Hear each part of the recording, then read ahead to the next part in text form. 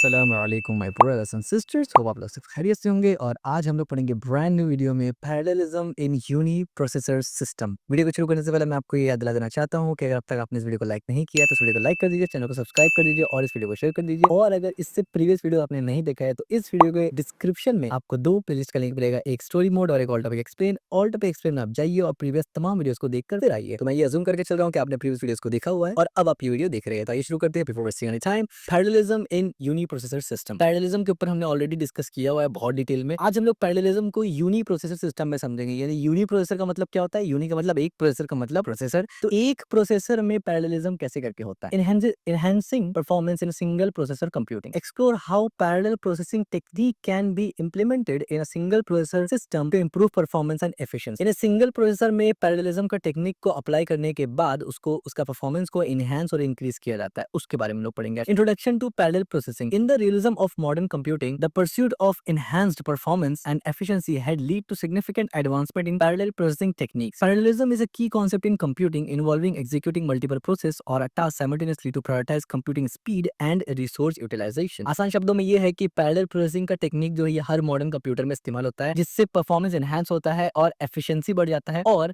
जिससे आपका execution process है वो साइमल्टेनियसली हो जाता है और मल्टीपल प्रोसेस को आप एक साथ कर सकते हैं। यानी इन शॉर्ट स्पीड और परफॉर्मेंस बहुत ज्यादा अच्छा हो जाता है। सीरियल वर्सेस पैरेलल प्रोसेसिंग, इसका मतलब क्या होता है? सीरियल प्रोसेसिंग में क्या होता है? Task are execute sequentially one after another, यानी एक साथ, यानी एक वक्त में एक ही टास्क एग्जीक्यूट होगा। ये सीरियल प्रोसेसिंग का कोर है। और मल्टी प्रोसेसिंग या पैरेलल प्रोसेसिंग का मतलब ये होता है, मल्टी नहीं कह सकते, पैरेलल प्रोसेसिंग का मतलब ये होता है कि multiple task execute simultaneously to optimize speed. यानी मल्टीपल टास्क यानी मल्टीपल इंस्ट्रक्शंस आप बोल सकते हैं एक साथ एग्जीक्यूट होता है एक वक्त में। Form of parallel computing. Parallel computing form कैसे होता है? तो उसमें तीन पॉइंट आप बोल सकते हैं। एक है यूनी प्रोसेसर सिस्टम। इसका मतलब ये होता है कि single processor with multiple capabilities, sorry parallel capabilities. यानी प्रोसेसर तो सिंगल है लेकिन जो कैपेबिलिटी है उसको आप पैरेलल की तरह दे देते हैं। यानी है सिंगल प्रोसेसर लेकिन कैपेबिलिटी पैरेलल वाला डाल देते हैं। वो कैसे करेंगे आज के वीडियो में यही पढ़ने वाले हम लोग डिटेल में।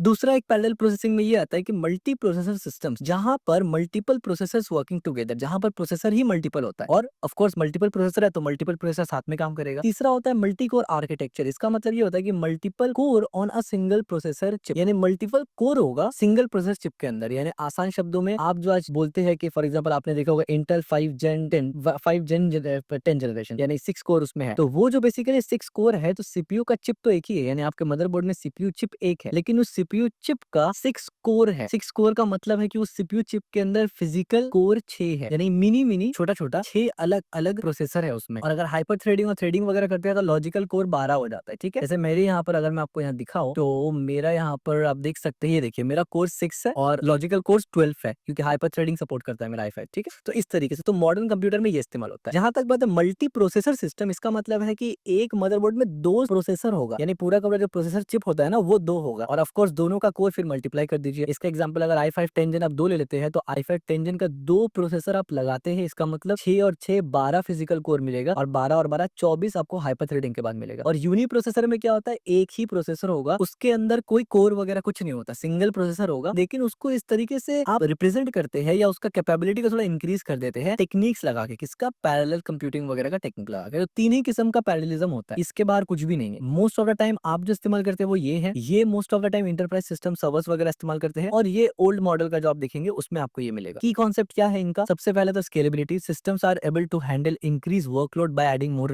रिसोर्सेज। यानी स्केलेबिलिटी और लोड बैलेंसिंग, यानी effective utilization of resource without overloading any single component. यानी कोई भी सिंगल कंपोनेंट के ऊपर एक साथ लोड ना देके लोड को डिवाइड कर देना प्रॉपर तरीके से, ताकि सब अपने हिसाब से ठीक से चले। That's one of the reasons why हमने इसको, यानी इसका नाम ही है लोड बैलेंसिंग, और हम लोग आगे लोड बैलेंसिंग के ऊपर डेडिकेटेड वीडियो पढ़ेंगे, ये नॉट वीडियो पढ़ेंगे, डेडिकेटेड पढ़ेंगे आगे वाले वीडियोस में। Basic uniprocessor architecture. अब क्योंकि ये वीडियो पूरा डेडिकेटेड है यूनी प्रोसेसर में किस तरीके से आप पैरेललिज्म लगाते हैं या इस्तेमाल करते हैं टेक्निक्स को, जिससे यूनी प्रोसेसर फास्ट हो जाता है, तो उसका आर्किटेक्चर समझना जरूरी है। Usual single processor computer has 3 major parts. यानी सिंगल प्रोसेसर कंप्यूटर जो होता है उसका 3 मेजर पार्ट होता है। एक मेन मेमोरी होगा, एक सेंट्रल प्रोसेसिंग यूनिट होगा, और एक इनपुट आउटपुट होगा। हमें पता है कि कंप्यूटर ऑर्गेनाइजेशन आर्किटेक्चर में हम लोग स्टार्टिंग से यही 3 मेजर कंपोनेंट को पढ़ते आए हुए हैं। इसका एग्जांपल हमने यहाँ पर लिया है wax 11 780 super mini computer example. System का नाम क्या है यहाँ पर? Wax 11 by 780। इसमें एक सीपीयू है, सिंक्रोनाइज बैक पैलेट इंटरकनेक्टेड है, मेमोरी है, यानी मेमोरी और सीपीयू से इस इंटरकनेक्टेड नेटवर्क से आप बात करते हैं, जो कि हम लोग पैरेललिज्म में ऑलरेडी पढ़ गए हैं, और आईओ डिवाइस यहाँ पर। कंपोनेंट क्या क्या है यहाँ पर? वैक्स का सीपीयू है, main controller with 1632 bit general purpose register, यानी 1632 बिट जनरल पर्पस रजिस्टर है यहाँ पर। One register as a program counter, एक रजिस्टर एग्जाम्पल प्रोग्राम काउंटर का है। यहाँ पर स्टैक रजिस्टर, स्टेटस रजिस्टर भी होता है, यानी special register with information about current state और प्रोसेसर एंड प्रोग्राम, यानी प्रोसेसर या प्रोग्राम या करंट स्टेट से रिलेटेड स्टेटस रजिस्टर भी इस आर्किटेक्चर के अंदर होता है। केएलयू भी इस आर्किटेक्चर के अंदर होता है, जिसमें arithmetic logic unit with optional floating point accumulator, accelerator and local cache memory भी होता है। यानी ये एएलयू में सिर्फ अरिथमेटिक और लॉजिकल यूनिट नहीं होता, ऑप्शनली यहाँ पर फ्लोटिंग पॉइंट के लिए भी अलग से होता है एक्सेलरेटर, और लोकल कैश के लिए भी मेमोरी होता है यहाँ पर। ठीक हो गया। इसके बाद कंसोल्स आएगा, यानी operating interface connected to floppy disk वगैरह। इंटरकनेक्शन, इंटरकनेक्शन में क्या होता है, the CPU main memory IO all connected to common bus called synchronize back panel interconnected, जैसे ऊपर हमने डायग्राम में बताया। Through this bus all IO device can communicate with each other, the CPU और the memory peripheral storage and IO device can connect directly to the bus through controller. यानी ये main basically connector है CPU memory से, CPU IO से, और आपस में जो भी लेन देन होगा, डेटा हो या इंस्ट्रक्शन हो या एड्रेस हो, ये बेसिकली मेन कनेक्टर है, मेन बस है। ठीक है, जिसका नाम क्या है यहाँ पर हमने बताया कि बैक पैनल इंटरकनेक्ट। अब पैरेललिज्म किस तरीके, ये तो यूनी प्रोसेसर का आर्किटेक्चर था ना, अब यूनी प्रोसेसर में पैरेललिज्म कैसे करके डालेंगे, क्योंकि वो है तो यूनी प्रोसेसर। अब देखिए यहाँ पर व्हाट इज पैरेललिज्म। पैरेललिज्म क्या होता है, parallel computing is the method done by computer system to execute multiple instruction at the same time by allocating each task to different processor. यानी एक्चुअली में parallelism होता क्या है कि पैरेलल कंप्यूटिंग का मतलब एक ऐसा मेथड होता है जो कंप्यूटर सिस्टम करता है कि एग्जीक्यूट करता है मल्टीपल इंस्ट्रक्शन को एक ही वक्त में, और अलग अलग जो कोर होता है ना, हम लोग कहते हैं इंटेल 5 6 कोर है, तो हर अलग अलग कोर को अलग अलग टास्क दे देता है और वो सब कोर एक साथ उसको प्रोसेस करता है। ये एक्चुअली में पैरेललिज्म होता है, जिसको हम लोग ट्रू पैरेललिज्म भी कहते हैं। This capability is done in uniprocessor system through various techniques such as utilization multi core processor और multiple core within the single processor chip. और ये जो कैपेबिलिटी है, इसको अचीव किया जाता है यूनिप्रोसेसर सिस्टम में भी, जहां पर सिर्फ एक प्रोसेसर है और नहीं है, थ्रू वेरियस टेक्निक, बहुत सारे टेक्निक के थ्रू, such as utilizing multi core processor और multi core within the single processor chip, separating a job into a smaller sub task that can perform concurrently और लेवरेजिंग स्पेशलाइज्ड हार्डवेयर और software to coordinate parallel computing. यानी in short इसका बहुत सारा technique होता है, separate कर देना दोनों को, बड़ा टास्क को छोटा में डिवाइड करके करना, बहुत सारा टेक्निक होता है। उनमें से हम लोग यहाँ पर दो मेजर टेक्निक पढ़ेंगे, और याद रखना ये यूनी प्रोसेसर में पैरेललिज्म को अप्लाई करना होता है, जो कि ट्रू पैरेललिज्म नहीं कहलाता। ठीक है, ये याद रखना, ट्रू पैरेललिज्म ये नहीं है, क्योंकि एक्चुअल फिजिकल कोर आपके पास सिर्फ एक है, यानी यूनी प्रोसेसर है, दो नहीं है आपके पास कोर। ठीक है, parallelism technique in uni processor. Uniprocessor का मतलब एक प्रोसेसर। अच्छा, यहाँ पर यूनी प्रोसेसर जब कोई कहते हैं ना, तो यहाँ पर कोर ज्यादा हो सकता है, क्योंकि एक्चुअली में अगर 6 कोर भी आप बोलते हैं, प्रोसेसर एक ही होता है आपके पास, प्रोसेसर दो नहीं होता। यानी प्रोसेसर एक होना अलग चीज है, कोर 2 3 होना अलग चीज है। एक होता है कि आपका सिंगल कोर प्रोसेसर है, तो उसमें क्या है कि कोर एक है कि डुअल कोर प्रोसेसर है। तो जो डुअल कोर है ना, उसमें प्रोसेसर एक है, लेकिन मिनी मिनी यानी छोटा छोटा 2 प्रोसेसर है, तो दोनों ही यूनी प्रोसेसर के अंदर आ जाता है। और जहां पर आप बोलेंगे कि प्रोसेसर ही 2 है, मल्टीपल प्रोसेसर, इसका मतलब है कि अलग अलग 2 इंटेल का चिप आपने लगाया हुआ है। ठीक है, इसमें फर्क समझना, आगे जब पढ़ेंगे तो और डिटेल आपको समझ में आ जाएगा। इसमें दो बेसिक मेजर चीज इस्तेमाल किया जाता है, एक पाइपलाइनिंग टेक्निक इस्तेमाल किया जाता है, एक मल्टीटास्किंग इस्तेमाल किया जाता है। ये दोनों को समझते हैं। What is pipelining technique that allow a processor to execute a set of instructions simultaneously by dividing the instruction execution process into several stage. यानी पाइपलाइनिंग किया जाता है यूनिक प्रोसेसर में। पाइपलाइनिंग कैसे होता है कि एक्चुअल में क्या होता है, technically processor execute a set of instruction simultaneously. यानी पाइपलाइनिंग जब अप्लाई करते हैं, तो होता ये है कि हर प्रोसेसर जो है वो साइमल्टेनियसली इंस्ट्रक्शन को एग्जीक्यूट करेगा। कैसे करेगा, dividing the instruction into the process into several stage. अलग अलग स्टेज में आप बांट देते हैं, डिवाइड कर देते हैं इंस्ट्रक्शन को एग्जीक्यूट करने के लिए। ठीक है, आगे इसमें डिटेल में पढ़ेंगे। दूसरा होता है मल्टीटास्किंग। मल्टीटास्किंग क्या होता है, the method that permit a single processor to run multiple task at the same time by dividing processor time into short interval. यानी मल्टीटास्किंग में क्या होता है ना, मल्टीटास्किंग में आप ये कर सकते हैं कि जो प्रोसेसर रन करता है ना टास्क को, तो जो प्रोसेस टाइम है उसको आप डिवाइड कर देते हैं शॉर्ट इंटरवल्स में, और वो इंटरवल्स में इतना जल्दी स्विच होता है कि ये मिमिक करता है कि ये पैरेलल एग्जीक्यूशन हो रहा है, लेकिन ये ट्रू पैरेलल एग्जीक्यूशन नहीं है अगर आपका कोर सिंगल है तो। ठीक है, अब यहाँ पढ़ते हैं डिटेल में पैरेललिंग इन डिटेल। अब पैरेललिंग को डिटेल में पढ़ते हैं। Parallelling allow a processor to carry out multiple instruction at the same time by dividing the execution process into several phase. यानी पैरेलल में क्या होता है, पैरेलल अलाउ करता है आपको कि एक इंस्ट्रक्शन को या एक एग्जीक्यूशन जो मल्टीपल इंस्ट्रक्शन है उसको एक वक्त में इस्तेमाल करना, प्रोसेस करना। कैसे करके करता है, dividing execution process into several phase, अलग अलग फेज में उसको डिवाइड करने के बाद। Each stage in the pipeline operate on a different instruction concurrent. Her stage जो है वो अपने हिसाब से अलग अलग इंस्ट्रक्शन यानी कॉन्करेंटली ऑपरेट करेगा। Allowing one instruction to be fetch from memory while another is being execute. यानी एक, अगर इसका एग्जांपल है, अगर एक फेच हो रहा है तो दूसरा एग्जीक्यूट हो रहा है सेम वक्त में। और अभी ये 1 मिनट में समझ में आ जाएगा आपको, यहाँ पर मैंने डायग्राम बनाया हुआ है। देखिए, ये एक फेज है, ये एक वक्त है, यानी मान लीजिए एक प्रोसेस, दूसरा प्रोसेस, तीसरा, ऐसा है। तो फर्स्ट प्रोसेस में आप क्या कर रहे हैं, फेच कर रहे हैं। दूसरा प्रोसेस में आप क्या कर रहे हैं, जिसको फेच किया उसको तो डिकोड कर रहे हैं, लेकिन नया चीज फेच भी कर रहे हैं। तो ये एक साथ हो रहा है साइमल्टेनियसली। ठीक है, यानी डिकोड भी हो रहा है पहला वाला और नया वाला फेच भी कर लिया। थर्ड स्टेप में जब आए तो जो पहला वाला था उसको तो डिकोड कर दिया इंस्ट्रक्शन नंबर 1, लेकिन इंस्ट्रक्शन 2 जिसको फेच किया था उसको डिकोड भी कर दिया। और थर्ड पे क्या किया, नया चीज फेच कर लिया। अब जब फोर्थ पे गए तो पहला वाला था उसको राइट बैक कर दिया, यानी एग्जीक्यूट करने के बाद राइट बैक कर दिया, उसको क्लियर कर दिया। तीसरा दूसरा वाला जो था जिसको डिकोड किया था उसको एग्जीक्यूट कर दिया, और जो तीसरा वाला था जिसको फेच किया था उसको डिकोड किया और एक नया इंस्ट्रक्शन को फेच कर लिया। तो आप समझ गए होंगे कि किस तरीके से ये साइमल्टेनियसली काम कर रहा है। इसको बोलते हैं पाइपलाइनिंग। आपने पाइप कर दिया, एक के साथ दूसरे को पाइप कर दिया, ठीक हो गया। This parallelism enhance the throughput of the processor and improve performance. Of course इससे क्या होता है कि परफॉर्मेंस इंप्रूव हो जाता है। अब मल्टीटास्किंग को डिटेल में समझिए। Multitasking work by dividing the processor time into the short interval and rapidly change between the task. यानी एक टास्क है उसको आपने डिवाइड कर दिया प्रोसेसर टाइम में, अलग अलग टाइम में उसको प्रोसेसर टाइम में डिवाइड कर दिया और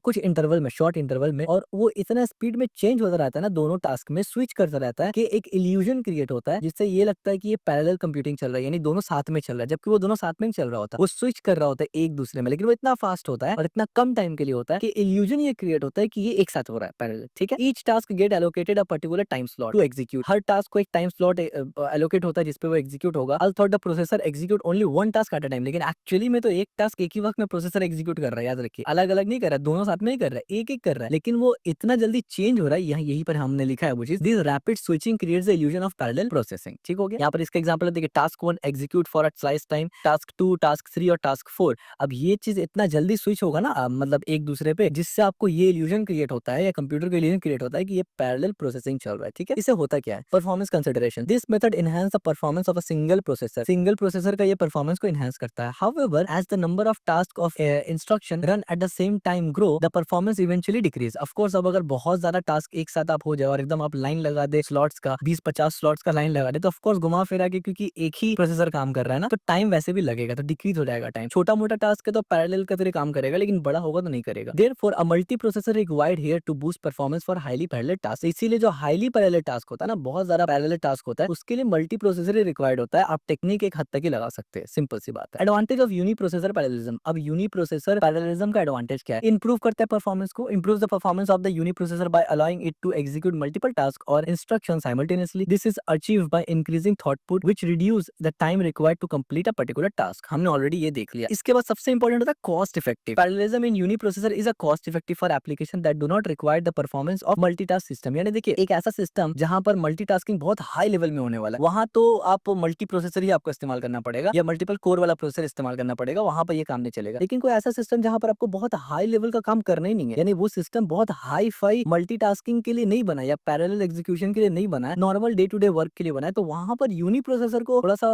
अपग्रेड कर देना इस एतबार से कि पैरेललिज्म का टेक्निक लगा के वो बेटर परफॉर्मेंस एनहांस देता है। और इसीलिए क्योंकि यहाँ पर सिंगल प्रोसेसर है, कॉस्ट इफेक्टिव होता है। मल्टीपल प्रोसेसर आएगा तो कॉस्ट बढ़ जाएगा। The cost of uni processor with parallelism often lower compare to multi processor system. Simple सी बात है, अब मल्टी प्रोसेसर में अगर आप पैरेललिज्म अप्लाई करते हैं तो और ज्यादा कॉस्ट बढ़ जाता है। पावर कंजम्पशन, लो पावर कंजम्पशन होगा ऑफ कोर्स, क्योंकि एक कोर है ना या एक सीपीयू है, तो पावर कंजम्पशन तो लो होगा। Uniprocessor consume less power than multi processor system which make it suitable for mobile battery power device वगैरह वगैरह, ठीक है। अब यहाँ पर जो मल्टी प्रोसेसर हम लोग बोल रहे हैं ना, तो मल्टी प्रोसेसर सिस्टम जब बोला जाता है तो यहाँ पर उसका मतलब है कि दो अलग अलग चिप। और जब मल्टी प्रोसेसर कोर या मल्टी प्रोसेसर जनरल बोला जाता है तो उससे मुराद लिया जाता है कोर्स, यानी एक प्रोसेसर का 6 कोर है, ठीक है, physical core. Real world example smartphone and processor. अब रियल वर्ल्ड यहाँ एग्जांपल अब देखिए स्मार्टफोन वगैरह का। Modern smartphone use uniprocessor chips with multiple core. देखिए जैसे कि मैंने कहा, यूनी प्रोसेसर है यानी प्रोसेसर एक है फोन के अंदर, लेकिन उसका कोर मल्टीपल है, ठीक है। एग्जांपल ऑक्टा प्रोसेसर कोर, यानी एक प्रोसेसर है लेकिन उसमें 8 छोटा छोटा प्रोसेसर उस एक प्रोसेसर के अंदर है, 8, इसीलिए ऑक्टा, ठीक है। This chips implement parallelism through pipelining and multitasking to provide smooth user experience while maintaining low power consumption for battery life. क्योंकि एक सीपीयू है यहाँ पर फोन के अंदर, तो इसलिए उसका लो कंजम्पशन होता है और इसको अप्लाई किया जाता है पैरेललिज्म और मल्टीटास्किंग के थ्रू। जैसे कि example Apple A16 bionic, 6 processor है वहां पर, 2 परफॉर्मेंस वहां पर कोर है, यानी 2 कोर परफॉर्मेंस और 4 एफिशिएंट कोर है using pipelining and parallel execution, ठीक है। ये एप्पल क्या इसमें रहता है, ठीक है। इस तरीके से क्वाडकॉम स्नैपड्रैगन 8 Gen 2, ये मोबाइल्स में आपको एंड्रॉइड मोबाइल मिलेगा या आईफोन वगैरह में मिल जाता है आपको, 8 core processor with advance pipelining and multitasking capability for Android devices, ठीक है। यहाँ पर प्रोसेसर एक है, याद रखिए, कोर्स अलग अलग है। यहाँ पर प्रोसेसर एक है, कोर अलग अलग है। सेम एज मेरे कंप्यूटर में i5 10 Gen है, वहाँ प्रोसेसर एक ही है, सीपीयू का चिप एक ही है, लेकिन कोर अलग अलग है। तो मोस्ट जो मॉडर्न कंप्यूटर आप और हम इस्तेमाल करते हैं, वहां पर ऐसे ही सिनेरियो होता है कि सीपीयू एक होता है, यानी पूरा जो सीपीयू का चिप होता है वो एक होता है, लेकिन कोर ज्यादा होता है। अच्छा, फिर सवाल ये कि सीपीयू दो कहाँ होता है, तो वो मोस्ट सारा टाइम जो सर्वर्स वगैरह या वर्क स्टेशन वगैरह होते हैं ना, इंटरप्राइज लेवल कंपनी के पास, वहां होता है, ठीक है। जहां पर सिंगल कोर, अगर आप i9 भी ले ले, i5 यानी i9 जनरेशन का सबसे लेटेस्ट वाला भी ले ले, वहां पर भी आपका कोर फुलफिल नहीं हो पाता। आपको इतना कोर चाहिए, इतना डेंजर आप पैरेलल टास्क कर रहे हैं, मल्टीटास्किंग या पैरेलल एग्जीक्यूशन कर रहे हैं, तब जाके आपको 2 सीपीयू का पूरा सिस्टम लगता है जिसमें कोर फिर मल्टीप्लाई हो जाएगा। डिसएडवांटेज क्या है यूनी प्रोसेसर सिस्टम का? देखिए, limited scalability. Parallelism is achieve is a very limited way and such the number of task और instruction being execute simultaneously increase the performance decrease. This makes is unusable for application that required high level of parallelism. जाहिर सी बात है limitation तो यहाँ होगा, जैसे हमने पहले बताया, क्योंकि एक्चुअल में तो वो प्रोसेसर एक है। Limiting processing power, it limits the processing power as compared to multi-processing system. Hence, it is not suitable for application that required higher computational power like scientific simulation or a large scale data processing. ठीक है, यानी बहुत ज़्यादा data processing करने के लिए, scientific simulation वगैरह करने के लिए, जहाँ पर मल्टी टास्किंग बहुत हाई लेवल पे होता है। इसी तरीके से कॉम्प्लेक्स डिजाइन में भी ये नहीं हो सकता उतना अच्छे से। Implementing parallelism in uni processor can be complex as a required of careful design and optimize to ensure that the system operates correctly and efficiently. This increase the development and the maintenance cost of the system. यानी uniprocessor में इस तरीके से parallelism आप लगाएंगे कि उसका आप बूस्ट कर सके, तो वो थोड़ा सा डिफिकल्ट हो जाता है, उसका डिजाइन कॉम्प्लेक्स हो जाता है। और क्योंकि ये डिजाइन कॉम्प्लेक्स होता है, इसीलिए उसका मेंटेनेंस और डेवलपमेंट कॉस्ट बढ़ जाता है फिर वहां पर। Real world example, gaming laptops. अब जैसा गेमिंग लैपटॉप है, while gaming laptop with high end uniprocessor chip can handle most game as well, they struggle with extremely demanding task like real time ray tracing, इस तरीके से, और complex physics simulation at high setting. इस तरीके से these tasks uniquely required a massive parallel processing power और dedicated GPU और multi processor system. अब देखिए यहाँ पर क्या होता है ना, आमतौर पे जैसे मैंने बताया कि आपका प्रोसेसर सिंगल ही होता है, उसमें बहुत सारा कोर्स होता है, तो आमतौर पे मॉडर्न कंप्यूटर ऐसे ही होता है, ठीक है। लेकिन अगर आप कोई स्पेसिफिक काम के लिए चला रहे हैं, फॉर एग्जांपल कोई रियल वर्ल्ड सिमुलेशन करना चाहते हैं, एआई एमएल या फिर सर्वर सिस्टम वगैरह के लिए, तब आपको डबल प्रोसेसर लगता है। एग्जांपल के तौर पे Cyberpunk 2077 runs well on high end uniprocessor, यानी एक प्रोसेसर में अच्छा चलता है अगर प्रोसेसर अच्छा है, फॉर एग्जांपल i7 या i9 का प्रोसेसर है system, but required GPU acceleration for advance X-ray trace. यानी आसान शब्दों में इसी वजह से यहाँ पर जीपीयू आता है। यानी अब आपको एक काइंड ऑफ आइडिया भी मिलता होगा कि जीपीयू क्यों इस्तेमाल करते हैं, क्योंकि प्रोसेसर का लिमिट खत्म होने लगता है। तो क्या हम लोग 2 प्रोसेसर इस्तेमाल करके जीपीयू को एलिमिनेट कर सकते हैं? बिल्कुल कर सकते हैं, लेकिन प्रॉब्लम ये है कि आज जो हम लोग का नॉर्मल मॉडर्न मदरबोर्ड मिलता है, वहाँ 2 प्रोसेसर फिट कैसे करेंगे आप? अब जो सवाल पैदा होता है कि 2 प्रोसेसर की जगह जीपीयू क्यों आ गया? क्योंकि देखिए 2 प्रोसेसर का जरूरत ही नहीं है। जब आप हाई लेवल का कोई काम करते हैं ना, तो वो नॉर्मल नहीं है, वो मतलब आप एक स्पेसिफिक काम कर रहे हैं। तो जब स्पेसिफिक काम कर रहे हैं, यानी वो मैस ऑडियंस के लिए नहीं है, मेजॉरिटी ऑडियंस के लिए नहीं है, तो हर कंप्यूटर को इस तरीके से डिजाइन करना कि उसमें 2 प्रोसेसर लगे, ये तो इलॉजिकल और कॉस्ट इफेक्टिव बढ़ा देगा। That's one of the reasons why GPU को एक अलग से इस्तेमाल किया जाता है और डेडिकेटेडली वो इसी काम के लिए होता है कि सीपीयू को इस लोड से हटा दो, जीपीयू पे लोड डालो, क्योंकि जीपीयू इसी काम के लिए बना है। अब आपको समझ में आया जीपीयू का पीछे कॉन्सेप्ट भी? हालांकि हम लोग जीपीयू नहीं पढ़ रहे, बट एक लॉजिक आपको समझ में आता है कि क्यों जीपीयू हम लोग इस्तेमाल करते हैं जब सीपीयू पे हम लोग लोड नहीं डालना चाहते। अब जाहिर सी बात है, अगर आपको गेमिंग करना है, बहुत हाई एंड साइबरपंक को अच्छा खासा लेवल पे खेलना है, तो सीपीयू तो भाई उतना टान ही नहीं सकता। तो 2 सीपीयू लगा के काम कर सकते थे, हाँ बिल्कुल 2 सीपीयू लगा के काम कर सकते थे, लेकिन अब ऑप्शन तो है नहीं आज के टाइम पे, तो आप क्या करेंगे? नहीं खेल सकते? बिल्कुल नहीं, आप जीपीयू लगा सकते हैं, और जब ऐसा किस्म का लोड पड़ेगा तो ऑटोमेटिकली सीपीयू से लोड हट के जीपीयू में आ जाएगा, क्योंकि वो उसी काम के लिए तो बना है। समझ में आ रहा है मेरे ख्याल से आपको? अच्छा, फ्लूइड डायनामिक्स सिमुलेशन। अब फ्लूइड डायनामिक्स में क्या होता है, बहुत कॉम्प्लेक्स सिमुलेशन होता है, required multi processor system for real time processing. तो ये भी, इसमें भी बहुत हाई लेवल का लगता है। So that's one reason why इसमें ग्राफिक कार्ड अलग से आपको देना पड़ता है। मशीन लर्निंग में, इमेज प्रोसेसिंग में, कंप्यूटर विजन में बहुत हाई लेवल का प्रोसेसर पावर चाहिए। That's one of the reasons why एक बंदा, मतलब मान लीजिए 30-30 हजार का या 20-20 हजार का 2-2 प्रोसेसर लगाए, उससे बेहतर ये है कि भाई एक प्रोसेसर लगाओ जिससे कंप्यूटर में बाकी हर काम आप स्मूथली कर सके, लेकिन एक डेडिकेटेड जीपीयू रख दो जिससे आप सिर्फ वो काम के वक्त उसको एक्टिवेट करिए या इस्तेमाल करिए जब उसका नीड हो। ठीक है, इससे क्या होगा कि हर टाइप का बंदा कंप्यूटर को इस्तेमाल कर पाएगा अपने रिक्वायरमेंट के हिसाब से, क्योंकि हर बंदा तो एआई वाला नहीं है ना कि उसको मिलियंस ऑफ डेटा में काम करना है। और क्योंकि अगर 2 प्रोसेसर के लिए मदरबोर्ड बनेगा तो मदरबोर्ड का कॉस्ट बढ़ जाएगा, तो हर तरफ से प्रॉब्लम्स क्रिएट होगा। ठीक है, application of parallelism in uni processor. और एप्लीकेशन क्या होता है, देखिए मल्टीमीडिया एप्लीकेशन के लिए, in multimedia application such as video, audio playback, image processing and 3D graphics rendering, it helps increase performance. तो क्या होता है, इससे परफॉर्मेंस इंक्रीज होता है। यानी पैरेललिज्म जब यूनी प्रोसेसर में लगाते हैं, इससे बेटर होता है। जाहिर सी बात, अगर आपने जीपीयू नहीं लगाया, मेरे पीसी में भी जीपीयू नहीं लगा हुआ, तो मुझे मेरा भी प्रोसेसर, क्योंकि पैरेललिज्म अप्लाई किया हुआ है i5 10 Gen, तो इस पे मुझे बहुत ज्यादा फायदा मिल रहा है। फायदा कैसे मिल रहा है, मैं ये काम बड़ी आसानी से कर पा रहा हूँ। ठीक है, वेब सर्वर प्रॉक्सीज, यानी provide assistant for web server by allowing them to handle multiple request simultaneously which make it more reliable. ये भी आराम से कर सकता हूँ मैं। ठीक है, क्योंकि उतना पावर में मैं नहीं कर रहा हूँ, तो जितना मैं कर रहा हूँ वो सीपीयू इजीली संभाल ले रहा है। लेकिन अगर पैरेललिज्म अप्लाई नहीं किया होता ना, तो यही प्रोसेसर इसको ठीक से डील नहीं कर पाता। ठीक है, AI and machine learning, it improves performance in artificial intelligence and machine learning application, allow them to process large amount of data more quickly. अब इसका ये मतलब नहीं है कि एकदम बिलियंस ऑफ डेटा हम चला दो उसमें, नहीं ऑफ कोर्स, लेकिन डिसेंट लेवल पे चल जाएगा। लेकिन अगर कोई कंप्यूटर में पैरेललिज्म नहीं है, तो ये डिसेंट जो इसमें चल रहा है वो भी नहीं चलेगा। ठीक है, इस वजह से आज के वक्त में जितना भी सीपीयू, जितना भी प्रोसेसर आप खरीदते हैं, जो भी डुअल कोर है या उससे ऊपर है, उसमें पैरेललिज्म का कॉन्सेप्ट रहता ही रहता है। इसके बाद बाद साइंटिफिक सिमुलेशन है, parallelism perform scientific simulation such as weather forecasting, fluid dynamics and molecular modelling वगैरह। डेटाबेस मैनेजमेंट के लिए काम में आता है। Parallelism in uniprocessor is used to improve the performance of database management system by allowing them to handle large volume of data more efficiently. Real world application example यहाँ भी है, video editing software application like Adobe Premiere Pro use a uniprocessor parallelism for real time video play and rendering. जाहिर सी बात है, अब अगर आप मान लीजिए फॉर एग्जांपल मैं दाविंची वगैरह इस्तेमाल करता हूँ, तो वहां पर इसलिए इस वजह से जब आप बहुत हाई लेवल ग्राफिक्स पे काम कर रहे होते हैं या फिर कलर रेंडरिंग में बहुत हाई लेवल करते हैं, तो आपको जीपीयू जरूरत पड़ता है। अगर आप नॉर्मल लेवल पे करते हैं तो सीपीयू संभाल लेता है आपका, ठीक है। इसके तरह game engine Unity and Unreal utilize pipeline in uniprocessor for smooth gaming performance, ठीक है। ये लोग भी गेम इंजन वगैरह भी इसी को इस्तेमाल करते हैं। अब देखिए ना, ये सब चीज जो बनता है ना, वो इसी आर्किटेक्चर के बेसिस पे बनता है, ठीक है। Web browser Chrome and Firefox use multitasking to handle multiple tabs web open simultaneously. जाहिर सी बात है, ये सबसे ज्यादा होता है, यानी ब्राउजिंग जो है, आप अगर क्रोम का 20 टैब खोल दे तो यहाँ पर मल्टीटास्किंग में आपका सबसे ज्यादा तो रैम इस्तेमाल होगा, क्योंकि वो स्पेस एक्वायर करेगा, प्लस आपका सीपीयू का इस्तेमाल होता है, ठीक है। Hardware approach for parallelism. अब हार्डवेयर अप्रोच क्या होता है? Multiplicity of functional unit. In earlier computer the central processing unit यानी CPU had just arithmetic logic unit that could only carry out of one function at a time. This slow down the execution for a long sequence of arithmetic instruction to improve this the number of functional unit in the CPU was increased so that parallelism and simultaneously arithmetic operation could be performed। यानी आसान शब्दों में ये है कि पहले के time पे एक अरिथमेटिक लॉजिक यूनिट होता था हार्डवेयर में, जो अकेला काम करता था और लंबा मैथमेटिकल कैलकुलेशन के लिए प्रॉब्लम हो रहा था। अभी के टाइम पे क्या होता है कि मल्टीपल एएलयूज भी रहता है जो कि पैरेलल में काम करता है, ठीक है। इसका एग्जांपल यहाँ पर है CDC 6600 कंप्यूटर का एग्जांपल है। यहाँ पर computer has 10 different functional unit built into the central processing unit. यानी सेंट्रल प्रोसेसिंग यूनिट में क्या क्या चीज मौजूद है वो देखिए। यहाँ पर फिक्स एडर मौजूद है, यहाँ पर हाफ एडर एडिशन करने के लिए, फिक्स मल्टीप्लेक्सर यहाँ मौजूद है, यहाँ पर हैंडल्स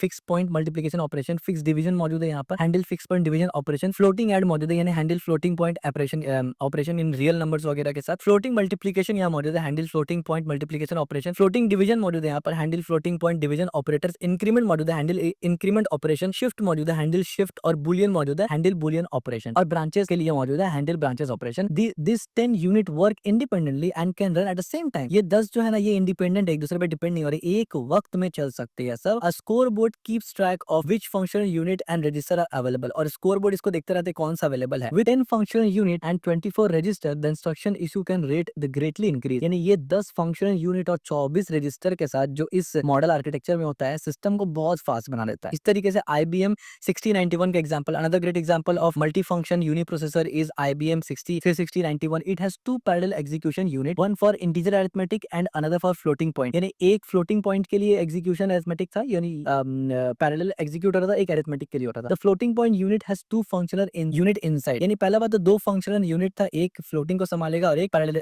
अरिथमेटिक को संभालेगा। उसमें से उसके अंदर फिर मजीद दो था फ्लोटिंग पॉइंट के अंदर, one for float adder subtractor and one for float adder multiplication. IBM 3091 is highly pipelined multi function scientific processor, ठीक हो गया। तो ये अलग अलग आर्किटेक्चर का यहाँ पर एग्जांपल दिया जा रहा है। Parallelism and pipelining with in CPU. अब सीपीयू के अंदर पैरेललिज्म और पाइपलाइनिंग जो किया जाता है उसके बारे में डिस्कस हो रहा है। Parallel adder that use methods like carry look ahead adder and carry save are not integrated into all arithmetic logic unit unlike a bits serial adder used to add earlier computer. Techniques like high-speed multiplayer recording and convergent division allow parallel processing and sharing of hardware component for multiply and division operation. The execution of the instruction is now divided into multiple pipeline stage. यानी execution अब जो होता है वो किस तरीके से होता है ना, multiple stage pipeline stage में उसको divide कर दिया जाता है एक execution को, including fetch instruction जिसमें fetch instruction होता है, decode करना होता है उसमें, fetch operand वो भी होता है, executing arithmetic logic ये भी उसी में stage किया जाता है, and storing the result। यानी पूरा fetch execute cycle जो है उसको stage में डाल दिया जाता है to allow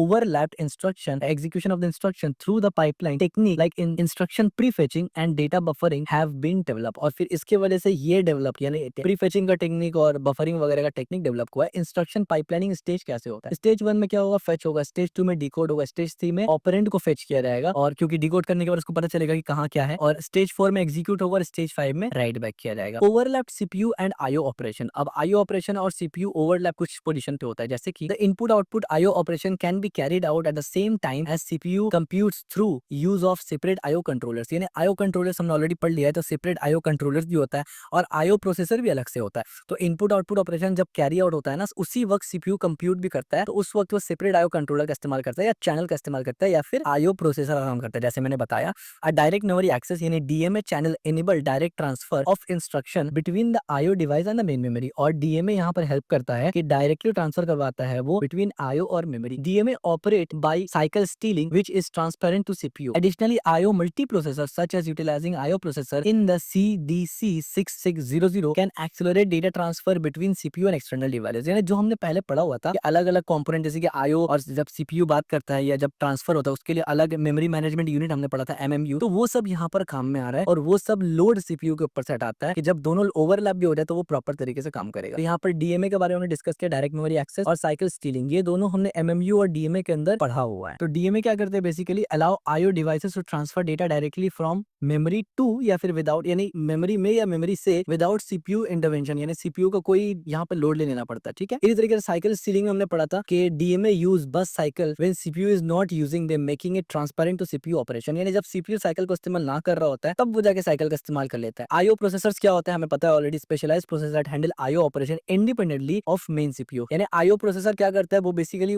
अलग एक छोटा सा प्रोसेसर है, उसमें भी एक अलग कैश और मेमोरी कंट्रोल यूनिट वगैरह वो सब होता है, जो स्पेशलाइज बना ही इसलिए है कि वो IO वाला काम हैंडल करे और जो मेन CPU है ना उस पे कोई लोड ना पड़े। ठीक है, तो ये एडवांस जितना भी मॉडर्न हम लोग जो सिस्टम देखते हैं उसमें ये सब होता है। इस तरीके से यूज हायरार्कियल मेमोरी सिस्टम, हमें ऑलरेडी पता है कि मेमोरी हायरार्की सिस्टम इस्तेमाल होता है। The CPU is about 100 time faster than memory access. The hierarchy memory system can use to close up the speed gap, यानी CPU जो होता है ना वो 100 टाइम फास्टर होता है मेन मेमोरी से। तो जाहिर सी बात है जब मेमोरी को एक्सेस करेगा CPU तो 100 टाइम फास्टर होता है, मेमोरी 100 टाइम स्लोअर होता है। तो इस गैप को मेंटेन करने के लिए ही मेमोरी हायरार्की हमने पढ़ा था प्रीवियसली बहुत पहले। तो मेमोरी हायरार्की आपको ऑलरेडी पता है, रजिस्टर्स होता है एक जो सबसे करीब CPU का होता है, CPU के अंदर होता है। एक होता है कैश मेमोरी जो कि CPU के अंदर भी बाजू का हो सकता है या CPU के बाहर होता है लेकिन बहुत करीब होता है। इसके बाद मेन मेमोरी होता है जो हमारा रैम होता है, रैंडम एक्सेस मेमोरी। उसके बाद सेकेंडरी मेमोरी होता है जो कि हमारा स्टोरेज होता है, SSD या HDD। इसके बाद हमारा टर्शियरी मेमोरी होता है जो कि आर्काइवल मेमोरी होता है। ठीक है, the most internal level of the registers file, जैसे हमने बताया कि रजिस्टर सबसे करीबी होता है, that can be directly access by ALU directly access कर सकता है रजिस्टर्स को।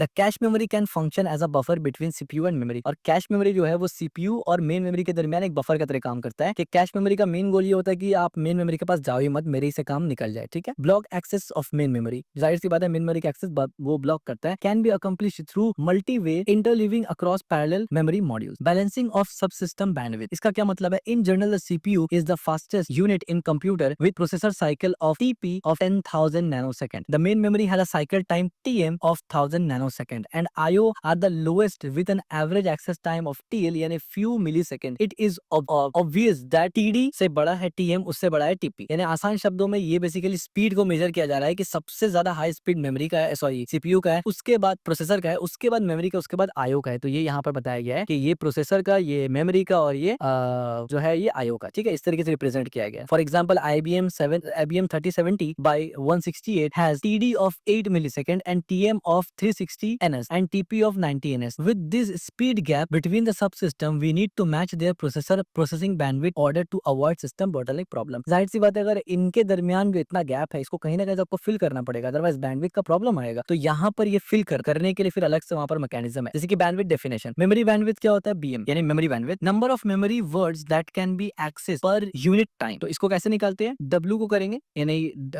वर्ड बाय TM, तो आपको BM मिल जाएगा यानी मेमोरी बैंड मिल जाएगा। इस तरीके से प्रोसेसर बैंडविड्थ कैसे निकालेंगे, BP maximum CPU computation rate, यानी एग्जांपल 160 मेगाफ्लॉप इन कैरिंग 1 2 और इतना मिलीसेकंड इंस्ट्रक्शन पर सेकंड। तो इसको कैसे निकालेंगे, IBM में, यानी ये IBM का यानी ये एक स्पीड है बेसिकली प्रोसेसर का स्पीड है। इसको निकालने की जरूरत वैसे पड़ता तो है नहीं आपको, तो टेंशन लेने की बात नहीं है। यूटिलाइज CPU रेट कैसे निकालेंगे, actual performance achieve BU is equal to greater than BP, sorry greater than BU is less than is equal to BP। ठीक है, इस तरीके से। अच्छा, बैंडविड्थ बैलेंस स्ट्रेटेजी, अब कौन कौन सा स्ट्रेटेजी इस्तेमाल होता है बैंडविड्थ को बैलेंस करने के लिए, क्योंकि जाहिर सी बात है इनमें तो बहुत फर्क है। तो कुछ यहाँ पर स्ट्रेटेजीज है, जैसे कि ऑलरेडी आपको ये स्ट्रेटेजी मालूम है वैसे बाय द वे, लेकिन इस तरीके से आपको पता नहीं था, तो आज वो तरीका पता चल गया।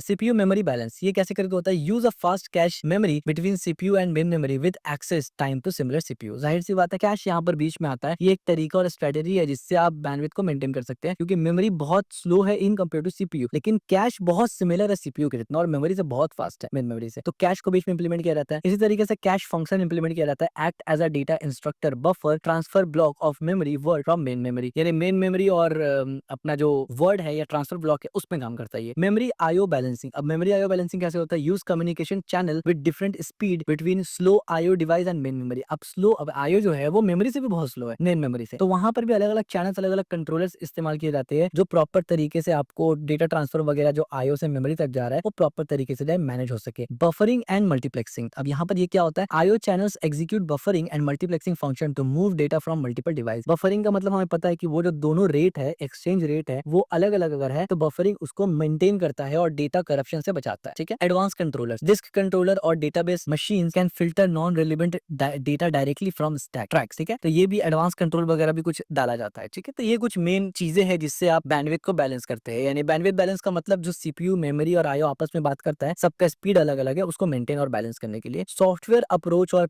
Of parallelism. अब हार्डवेयर अप्रोच तो हमने ऊपर देखा ना, सॉफ्टवेयर अप्रोच क्या है पैरेललिज्म में? तो सबसे पहले मल्टी प्रोग्रामिंग। अब मल्टी प्रोग्रामिंग क्या होता है? With in a given time period multi processor may be running concurrently in the computer system. यानी एक पीरियड में, एक गिवन पीरियड में मल्टी प्रोसेसर क्या होता है? वो चलता है concurrently in computer system. These process compete for memory, input, output and processor resource. We know that some program are CPU intensive while other IO intensive. हमें पता है कि कुछ प्रोग्राम जो एग्जीक्यूट हो रहा है वो CPU इंटेंसिव होता है, यानी CPU उसमें बहुत वर्क करता है। कुछ में CPU उतना वर्क नहीं करता, IO वर्क करता है। फॉर एग्जांपल अब आप हार्ड डिस्क में कुछ अगर कॉपी कर रहे हैं कहीं से, जाहिर सी बात है वो हार्ड डिस्क एक्सटर्नल में आता है तो वो IO में आ जाएगा। We can execute max of program type to balance usages across different hardware component. तो हम लोग क्या करते हैं? Mix, not max. We can execute mix of program, तो हम लोग मिक्स ऑफ प्रोग्राम एग्जीक्यूट करते हैं type of balance across different hardware component. तो सब हार्डवेयर को बैलेंस करने के लिए मिक्स करके उसको किया जाता है। यानी interleaving program execution is meant to enable better utilisation through overlapping the IO and CPU operation. तो आईओ सीपीयू ऑपरेशन को ओवरलैप करने की वजह से क्या होता है? यानी एक पे पूरा लोड नहीं पड़ता, बराबर बराबर वो बैलेंस हो जाता है। Multi processing processor, multi programming processor. When a processor P1 is occupied with IO, मान लीजिए प्रोसेसर P1 है, वो आईओ के साथ ऑक्यूपाइड है, बिजी है, the scheduler can switch the CPU to P2। यानी अब शेड्यूलर क्या करेगा? वो दूसरा प्रोसेसर को एक्टिवेट कर देगा जो सीपीयू के अंदर है, प्रोसेसर 2 को, P2 को। This allow multiple program to run simultaneously. When P2 finish the CPU can switch to P3। अब P2 जब फिनिश हो जाएगा तो सीपीयू क्या करेगा? वो P3 की तरफ, यानी थर्ड प्रोसेसर की तरफ जाएगा। Note that interleaving IO and CPU work and CPU wait time are greatly reduce. ठीक हो गया। अच्छा, मल्टीपल प्रोग्रामिंग का एग्जांपल यहाँ पर कैसे है? देखिए यहाँ पर कैसे है, प्रोसेसर 1 है यानी सीपीयू टाइम, यहाँ पर प्रोसेसर 1 है, आईओ टाइम, सीपीयू स्विच 2 यानी सीपीयू को 2 में स्विच कर दिया। फिर यहाँ पर प्रोसेसर 2 है तो सीपीयू टाइम, और यहाँ पर प्रोसेसर 2 है तो आईओ टाइम, और ये स्विच 3 में कर दिया, और फिर ये 3 है तो एंड सो ऑन। ठीक है। The interleaving of CPU and IO operation across multiple programming is called multi programming. यानी interleaving of CPU and IO operation जो होता है उसी को बेसिकली मल्टी प्रोग्रामिंग कहा जाता है। टाइम शेयरिंग यहाँ पर होता है, वर्चुअल प्रोसेस यहाँ पर होता है, और एप्लीकेशन ऑफ शेयरिंग यहाँ पर होता है। अब वो क्या होता है? टाइम शेयरिंग क्या होता है? टाइम शेयरिंग का मतलब ये है multiprogramming on a single processor involve CPU being shared by many program. यानी मल्टी प्रोग्रामिंग सिंगल प्रोसेसर में करने का मतलब ये है कि सीपीयू जो है वो शेयर्ड होगा मिनी प्रोग्राम के दरमियान। Sometime a high priority program may occupy the CPU for long time which prevent other program from sharing it. जाहिर सी बात है कुछ काम ऐसा है जहां पर सीपीयू बहुत ज्यादा हाई काम कर रहा है तो वहां पर दूसरा प्रोग्राम को इंतजार करना पड़ेगा, प्रॉपर शेयर नहीं हो पाएगा। This issue can be resolve through the method called time sharing, और ये प्रॉब्लम को सॉल्व किया जाता है इस मेथड से जिसको हम लोग बोलते हैं time sharing method. Time sharing build a multiprogramming by assigning a fix of variable time slot to multiple program. वो क्या करता है ना, बेसिकली मल्टी प्रोग्रामिंग बिल्ड करता है और असाइन करता है फिक्स टाइम स्लॉट हर प्रोग्राम के लिए, यानी मल्टी प्रोग्राम के लिए फिक्स टाइम स्लॉट प्रोवाइड करता है। This provides equal opportunity to all program completing to use of CPU, और ये इस चीज को प्रोवाइड करता है, यानी ये इस फैसिलिटी को प्रोवाइड करता है कि इक्वल अपॉर्चुनिटी मिलेगा हर प्रोग्राम को to completing use of CPU, यानी सीपीयू का इस्तेमाल कर सके। नाउ वर्चुअल प्रोसेसर क्या होता है? The time sharing use the CPU by multiple programs on a single processor computer creates the concept of virtual processing. इसका क्या मतलब है? इसका मतलब ये है the time sharing use the CPU by multi program on a single processor computer creates the concept of virtual processor. इससे पहले हम लोगों ने वर्चुअल मेमोरी पढ़ा था, राइट? यहाँ है virtual processor. Each program behave as if its own dedicated processor. इस तरीके से इल्यूजन क्रिएट होता है कि हर प्रोग्राम के पास एक अपना प्रोसेसर है, ये बिल्कुल वर्चुअल मेमोरी से मिलता जुलता है। ठीक है। Even through they all are sharing the simple same physical processor, यानी इवन थ्रू वो सब एक ही फिजिकल प्रोसेसर को शेयर कर रहे होते हैं, लेकिन इल्यूजन क्रिएट होता है कि सबके पास अलग अलग प्रोसेसर है। Application of time sharing. अब टाइम शेयरिंग का एप्लीकेशन कहाँ कहाँ होता है, कब कब इस्तेमाल होता है एप्लीकेशन टाइम शेयरिंग का? ठीक है। Time sharing is specially effective for computer system connected to many interactive terminals. यानी टाइम शेयरिंग सबसे ज्यादा इफेक्टिवली इस्तेमाल वहाँ होता है कंप्यूटर सिस्टम पे जो कि बहुत ज्यादा टर्मिनल यानी मेनी इंटरएक्टिव टर्मिनल्स, यानी बहुत सारा टर्मिनल से जब वो इंटरैक्ट कर रहा होता है। Each user at a terminal can interact with computer. Her user जो टर्मिनल पे है, टर्मिनल क्या बोलते हैं? सीएमडी को बोलता है, आपको पता होगा कंप्यूटर में सीएमडी कहते हैं और मैक और लिनक्स में उसको टर्मिनल बोलते हैं, जब यूजर उससे इंटरैक्ट कर रहा होता है। Time sharing was first develop for single processor system, यानी टाइम मैनेजमेंट या जो टाइम शेयरिंग है ये सिंगल प्रोसेसर के लिए ही सबसे पहला बना था। It has also been extended to multi processor system, और बाद में टाइम शेयरिंग को मल्टी प्रोसेसर सिस्टम्स के लिए भी एक्सटेंड किया गया। इसका एग्जांपल यहाँ पर आप देखिए, यूनिक्स और Linux system use time sharing to allow multiple user to interact with the system simultaneously. आपको पता है लिनक्स में एडमिनिस्ट्रेशन और विंडोज में भी तरीका होता है कि अलग-अलग यूजर इस्तेमाल कर सकता है, ठीक है? तो वो अलग-अलग यूजर इस्तेमाल करेगा, वो टाइम शेयरिंग की मदद से ईज़ी हो जाता है, मल्टीपल यूजर एक वक्त में इस्तेमाल कर सकते हैं, ठीक है? मेन फ्रेम्स कंप्यूटर्स क्या होता है? Early mainframe use time sharing to serve multiple terminal user, यानी अर्ली मेन फ्रेम भी यही काम करता था कि मल्टीपल यूजर्स के लिए, यानी एक वक्त में जो काम करेंगे, यानी एक ही कंप्यूटर में एक वक्त में मल्टीपल यूजर काम करेंगे, तो उसके लिए ये टाइम शेयरिंग का कॉन्सेप्ट लगा था। और वेब सर्वर्स अभी आ गया है, modern web servers use time sharing concept to handle multiple client request. हो गया। इसके बाद आता है multiple programming versus time sharing, यानी इन दोनों में अंतर और इसका डिफरेंस समझना जरूरी है। मल्टी प्रोग्रामिंग क्या होता है और टाइम शेयरिंग क्या होता है, एस्पेक्ट देखना है हमें मल्टी प्रोग्रामिंग और मल्टी शेयरिंग का, ठीक है? सबसे पहला प्राइमरी गोल क्या है? मल्टी प्रोग्रामिंग का प्राइमरी गोल यह है कि maximise CPU utilisation by overlapping IO and CPU operation, यानी मैक्सिमाइज करना सीपीयू यूटिलाइजेशन को ओवरलैप करके मिलाकर आईओ और सीपीयू ऑपरेशन को दोनों को मिलाकर, ठीक है, सीपीयू को मैक्सिमाइज करनी। और टाइम शेयरिंग का क्या काम है? प्राइमरी गोल क्या है? Provide responsive interactive computer computing to multi user, यानी अलग अलग यूजर को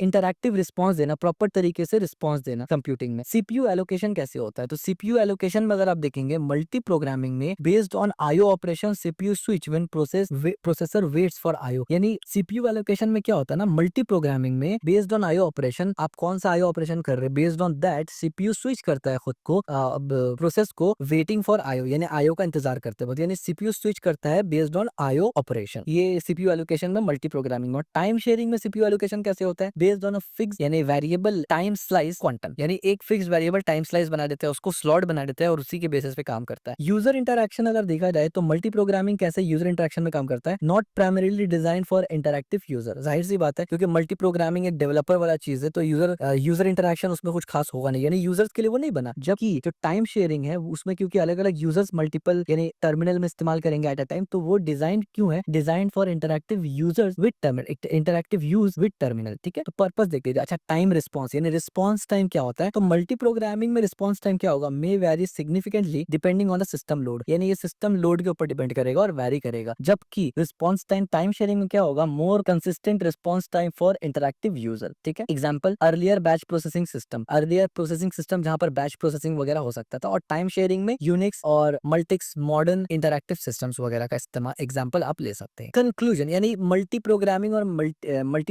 और टाइम शेयरिंग दोनों थोड़ा सा डिफरेंट है, लेकिन लगभग लगभग मिल के काम करते हैं, आप ये बोल सकते हैं। मिल के नहीं काम करते बट लगभग ओवरलैपिंग है थोड़ा सा काम, लेकिन डिफरेंस है। ये ज्यादातर फोकस करता है यूजर के ऊपर, ये ज्यादातर फोकस करता है प्रोग्रामर के ऊपर, ठीक है? कंक्लूजन की take away, parallelism in uniprocessor, इसका मतलब ये होता है कि single process system can achieve parallelism through various hardware and software technique, जो हमने ऊपर पढ़ा है। इसके बाद आता है हार्डवेयर अप्रोच, यानी इसके बाद हम लोग जो पढ़ा hardware approach include multiple functional unit, pipelining, hierarchy, memory and overlapping IO operation. इसके थ्रू यानी ये टेक्निक्स है और इनके थ्रू आप पैरेललिज्म को अचीव करते हैं। हार्डवेयर अप्रोच इस तरीके से कर सकते हैं आप। सॉफ्टवेयर में क्या क्या अप्रोच कर सकते हैं? इंक्लूड मल्टी प्रोग्रामिंग कर सकते हैं आप, and time sharing to maximise resource utilisation, यानी ज्यादा से ज्यादा रिसोर्स इस्तेमाल करने के लिए आप जो सॉफ्टवेयर अप्रोच कर सकते हैं वो मल्टी प्रोग्रामिंग कर सकते हैं और टाइम शेयरिंग कर सकते हैं। परफॉर्मेंस कंसिडरेशन अगर आप रखेंगे तो वहां पर बैंडविड्थ बैलेंसिंग होना चाहिए बिटवीन सब system is a crucial for optimal performance, of course क्योंकि सबका स्पीड में रेट में काफी ज्यादा फर्क है। रियल वर्ल्ड इंपैक्ट अगर देखा जाए तो parallel processing technique in uniprocessor system have revolutionized computing by enabling significant performance improvement without the need of multi-processors। इन आसान शब्दों में जो पैरेलल कंप्यूटिंग का टेक्निक है जो यूनी प्रोसेसर में लगाया जाता है, ये एक बहुत बड़ा रेवोल्यूशन था, एक बहुत बड़ा चेंज था कंप्यूटर में, जो कि सिग्निफिकेंटली परफॉर्मेंस को इंप्रूव करता है विदाउट दो यानी मल्टीपल प्रोसेसर का इस्तेमाल किया। यहाँ प्रोसेसर से मुराद फिजिकल चिप है जो आप एक खरीदते हैं इंटेल i3 या इंटेल i7 का, ठीक है? This technique are a fundamental to modern computer device from smartphone to supercomputer. तो ये जाहिर सी बात है फंडामेंटल टेक्निक है, स्मार्टफोन सुपर कंप्यूटर से लेकर नॉर्मल डेस्कटॉप सब में इस्तेमाल होता है। कंज्यूमर्स इलेक्ट्रॉनिक, ये क्या होता है? यानी कंज्यूमर इलेक्ट्रॉनिक का मतलब smartphone, tablet, laptop use uni processor parallelism for smooth user experience. Of course laptop, phone आप जो भी इस्तेमाल कर रहे हैं आपके पास नॉर्मल जो नॉर्मल लोग इस्तेमाल करते हैं वो बेसिकली यूनी प्रोसेसर में ही इस्तेमाल करते हैं जो पैरेललिज्म अप्लाई किया हुआ है, ठीक है? हाँ, इंटरप्राइज सिस्टम क्या इस्तेमाल करते हैं? Server and workstation utilise this technique for efficient resource management. जो सर्वर्स और वर्क स्टेशन वगैरह होता है इंटरप्राइज में, वो लोग भी most of the time uniprocessor इस्तेमाल करते हैं और पैरेललिज्म का टेक्निक इस्तेमाल करते हैं। साइंटिफिक कंप्यूटिंग में even a single processor system parallelism enable complex calculation and simulation, यानी इवन दो साइंटिफिक कंप्यूटिंग तो बहुत कॉम्प्लेक्स चीज है but still single processor uniprocessor को अगर पैरेललिज्म के लिए अपग्रेड या डेवलप किया गया हो ना, तो ठीक ठाक लेवल पे वहां भी काम चल जाता है। ऑफ कोर्स ज्यादा हाई एंड तो काम आप नहीं कर सकते यहाँ पर भी और यहाँ पर भी, बट काम काम चल जाता है। उसका रीजन ये है बताने का मकसद, क्योंकि ये फास्ट हो जाता है, हर एतबार से ऑप्टिमाइज हो जाता है। फर्दर डायरेक्शन, फ्यूचर डायरेक्शन क्या है? Edge computing demand continuous grow, जैसे हमें पता है कि कंप्यूटिंग का जो डिमांड है वो बढ़ता जा रहा है, the principle of parallelism in uniprocessor system remain relevant. अब यूनिप्रोसेसर सिस्टम, क्योंकि देखिए मैस ऑडियंस के लिए तो मेन बन रहा है ना, मेन तो जो कंपनी चल रहा है वो मैस ऑडियंस के लिए चल रहा है, तो मैस ऑडियंस के लिए जो यूनिप्रोसेसर में पैरेललिज्म है वो रेलेवेंट सेम रहेगा, उसमें कोई चेंजेस नहीं आने वाला। However for extremely high performance requirement multi processor and multi core system become necessary. अब बहुत एक्सट्रीमली हाई लेवल काम करने के लिए, एक बड़ा प्रोजेक्ट में काम करने के लिए, तो आपको ये नहीं लगेगा वहां पर अलग से कंप्यूटर्स होते हैं, बहुत हाई लेवल कंप्यूटर्स होते हैं। The future lies in hybrid approach that combine the best approach, best of the both world. और फ्यूचर में मान लीजिए ये हाइब्रिड अप्रोच भी आ सकता है इसमें, कि एक ऐसा कंप्यूटर बनेगा कि जिसमें इन दोनों का, यानी जो हाई लेवल साइंटिफिक कंप्यूटिंग में मल्टी इस्तेमाल होता है और उसका हाइब्रिड अप्रोच भी आ सकता है। तो आ सकता है कि क्या मतलब है, उसके ऊपर बकायदा डिस्कशन होता भी है। जैसे कि एग्जांपल, हाइब्रिड आर्किटेक्चर कैसे होता है? Combined uniprocessor parallelism technique with multicore design, इस तरीके से हाइब्रिड बनेगा। Advance pipelining, more sophisticated pipelining design with deeper and wider stage, इस तरीके से IO optimised processor, specialised uniprocessor designed optimised for artificial intelligence workload. तो अब देखिए ये है एग्जैक्टली मॉडर्न, यानी ये मॉडर्न से मुराद है कि इस पर अभी काम चल रहा है, यानी इन टाइप का जो डिजाइन है, इस लेवल का चीज पे आज 2025 की मैं बात कर रहा हूँ, आज और फ्यूचर में इस पे काम हो रहा है। करंट डे में जो टॉप इंजीनियर्स है वो इस पे डिजाइन कर रहे हैं, इस पे काम कर रहे हैं, क्योंकि अभी इसी का डिमांड ज्यादा है। ठीक है, इवन दो जो आप और हम जो कंप्यूटर इस्तेमाल करते हैं ना, उस पे आज उस तरीके से रिसर्च नहीं हो रहा, वो ऑलरेडी बना हुआ है, लोग बना रहे हैं उसको, लेकिन इस तरीके के चीजों पे आज डेवलपमेंट